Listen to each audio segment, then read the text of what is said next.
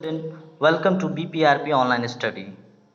आज हम लोग स्टार्ट करने जा रहे हैं क्लास 12th के पोएट्री का पहला chapter, character of a happy life, composed by sir Henry Wotton, जिनका लाइफ स्पैन 1568 टू 1639 तक रहा है, जो कि एक बहुत ही फेमस स्कॉलर एंड पोएट थे, जिन्होंने इस चैप्टर में डिस्क्राइब किया है कि how should be a character of a happy life, यानी एक प्रसन्न जीवन का चरित्र कैसा होना चाहिए।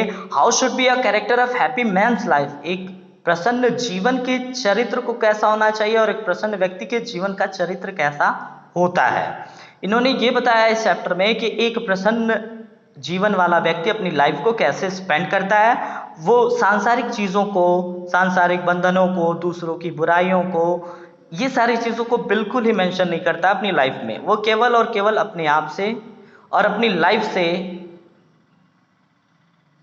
प्रसन्न रहता है। चलिए तो अब स्टार्ट करते हैं पैराग्राफ वाइज। तो पहला पैराग्राफ है, how happy is he born and thought, वह व्यक्ति अपने जन्म और शिक्षा से कैसे खुश है। यानी how happy is he born and thought, वह व्यक्ति अपने जन्म और शिक्षा से कैसे खुश है। That served not another's will, that served not another's will का मतलब जो दूसरों की इच्छाओं से काम न करे। दैट सर्व्ड, जो सेवा न करता हो, अनदर्स विल, दूसरों की इच्छाओं से, यानी जो दूसरों की इच्छाओं से काम न करे। Whose armour is his honest thought, ईमानदारी का विचार जिसका रक्षा कवच है। हुज मतलब जिसका, आर्मर मतलब रक्षा कवच, इस मतलब है हिज ऑनेस्ट थॉट, उसकी ईमानदारी का विचार। दैट मीन्स ईमानदारी का विचार जिसका रक्षा कवच है।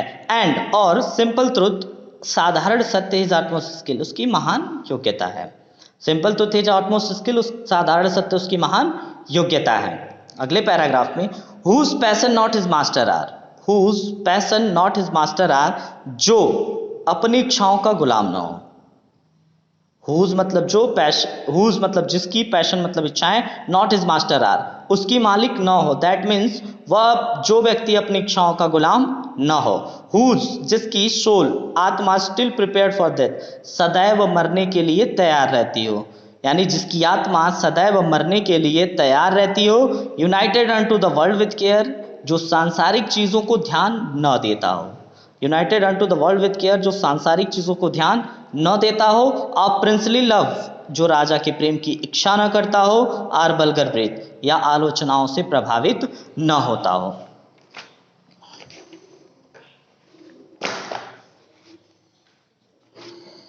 अगला पैराग्राफ है, who hath his life from rumour freed, who hath his life from rumour freed, जो, हैथ मतलब होता है हैव, हैव से मतलब है हैथ, हैव का मतलब रखना।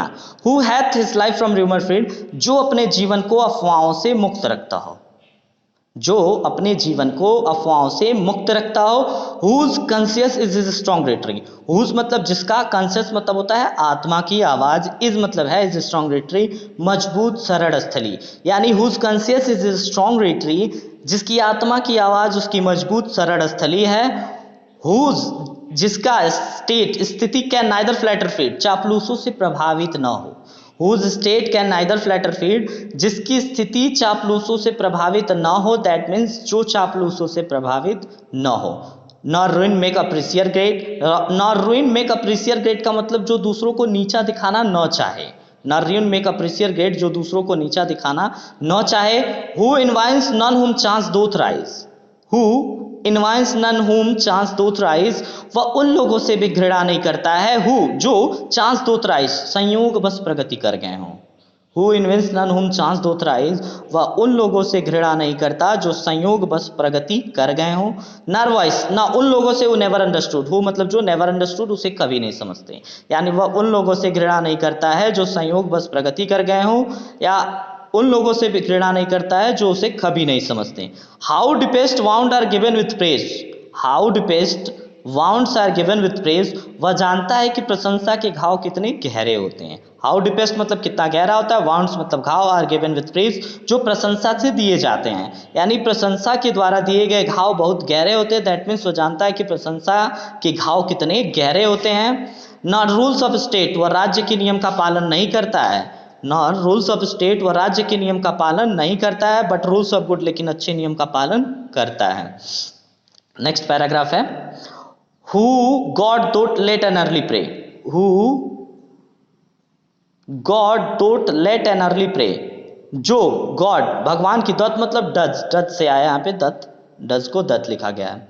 Who God that late and early pray, जो भगवान की सुबह शाम प्रार्थना करता हो, लेट मतलब शाम को, अर्ली प्रे मतलब सुबह, यानी जो भगवान की सुबह शाम प्रार्थना करता हो। मोर of his grace, more of his grace का मतलब केवल उसके आशीर्वाद के लिए, देन गिफ्ट टू लैंड, न कि किसी उपहार के लिए। More of his grace than gift to lend, केवल उसके आशीर्वाद के, ना किसी गिफ्ट यानी उपहार के लिए। हु इंटरटेन, हु मतलब जो, इंटरटेन मतलब बिताता हो, द हार्मलेस डे, हानि रहित दिन, यानी जो हानि रहित दिन व्यतीत करता हो।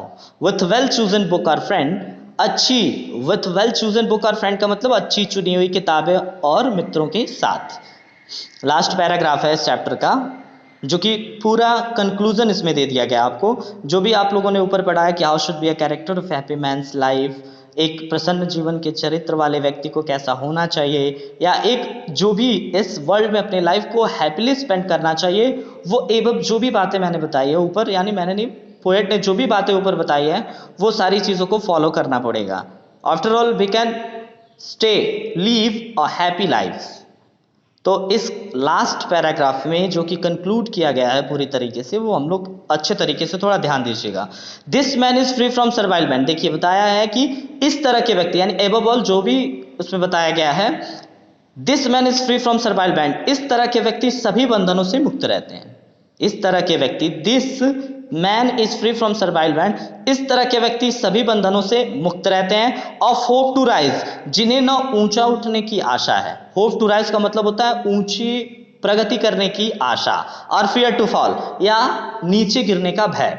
That means this man is free from surveillance, वह व्यक्ति सभी बंधनों से मुक्त रहता है।